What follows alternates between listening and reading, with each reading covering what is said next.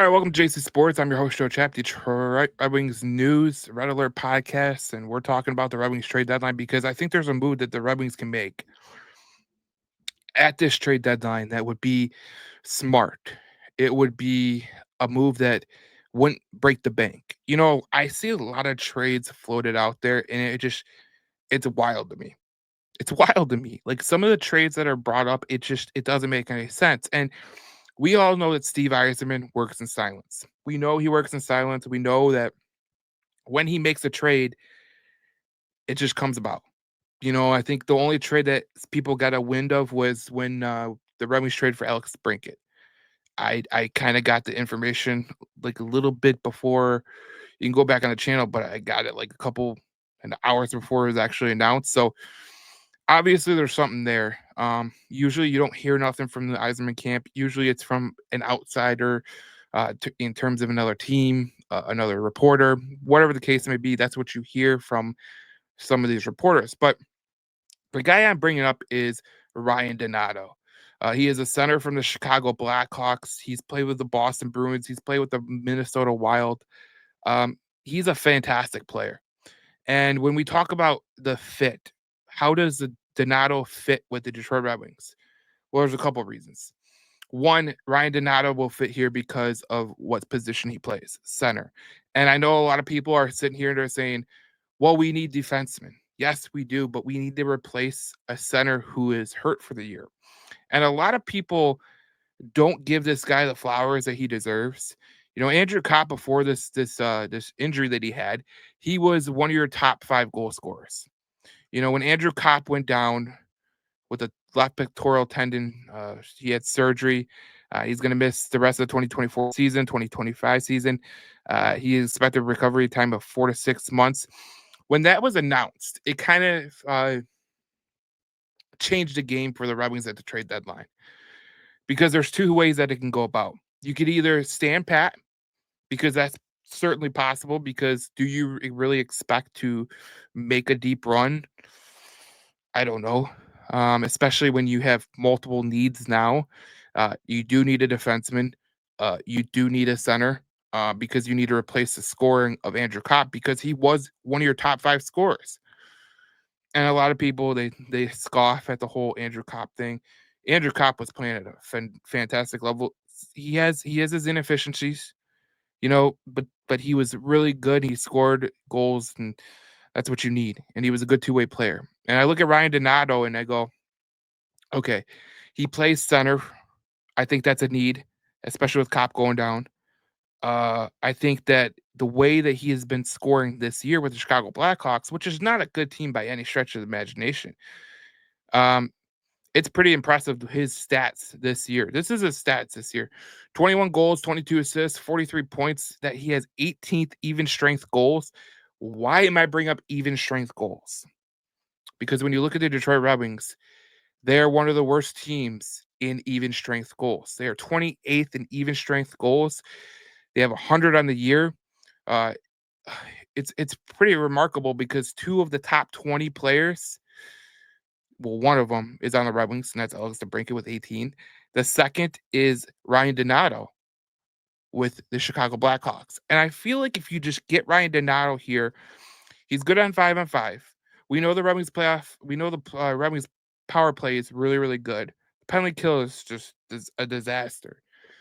And if you could figure out a way to shore that up at the trade deadline with a PK guy, maybe that'd help. But Ryan Donato would fill a need of a center, and he would fill a need of a guy who could score 5-on-5. And I look at this Red Wings team and I go, okay, we can score on the power play. We're one of the worst 5-on-5 teams. How can I get a better chance? Because when you go to the playoffs, a lot of times it's not about, you know, the power play. It's about scoring 5-on-5. And that's how you really upset teams. You score 5-on-5. And I look at this Red Wings team, and if they just added a Ryan Donato, I think that would be the better alternative to what they're trying to do. Now, this move will not break the bank. You're not going to send Axel Sandin Pellico or Nate Danielson or Amadeus Lombardi or any of those guys to Chicago. It's going to be a minimal return. He's not going to get a huge star treatment because he is not a star. Seth Jones got traded to the Florida Panthers, and they give up Spencer Knight in a first round pick. Seth Jones is a hell of a defenseman, plays 23, 25 minutes a night.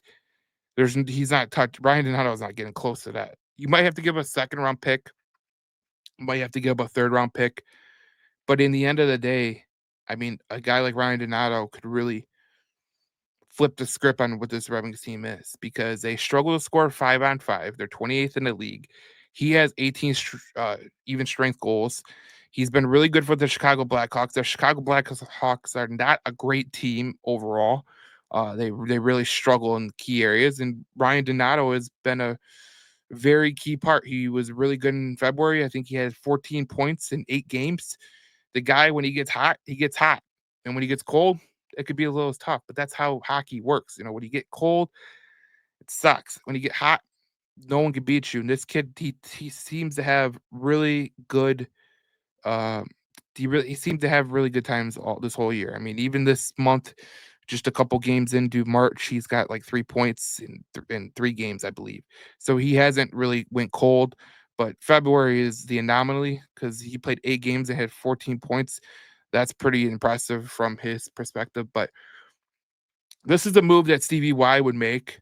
Um, I look at Ryan Donato and I look at what he could bring to this Red Wings team. And I just think that this would be the best move for the Detroit Red Wings to make. Now, I'm interested to hear what you guys have to say because there's a lot of ways this can go about. We know that the Red Wings have a game tomorrow against the Carolina Panthers, and then they have an off day on Wednesday, and then they have They have a back-to-back game before the trade deadline. It'll be interesting to see what they do.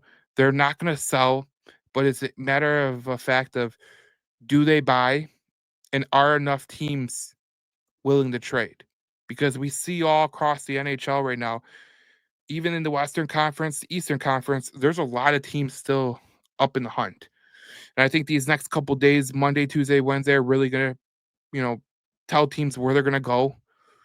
And I just think that you're gonna see Thursday or Friday, you're gonna start seeing, well, definitely Friday, you're gonna see trades going off the book.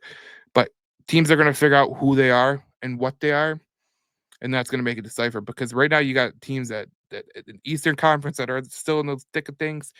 Western Conference, they're still in the thick of things. It's a madhouse in the NHL. There's not much teams that are really just selling off the farm. Chicago is one of the teams that is selling because they're one of the worst teams in the NHL. And this is a guy that the Detroit Red Wings can go get. Now they're going to have to pay the price because other teams are going to try to go get Ryan Donato as well. That's the way this is going to go, especially if the market is scarce in the NHL. But we'll see what happens. We'll monitor on the JC Sports YouTube page, Red Alert Podcast, and we'll talk to you in the next video. We talk more Detroit Red Wings hockey here on JC Sports and the Red Alert Podcast.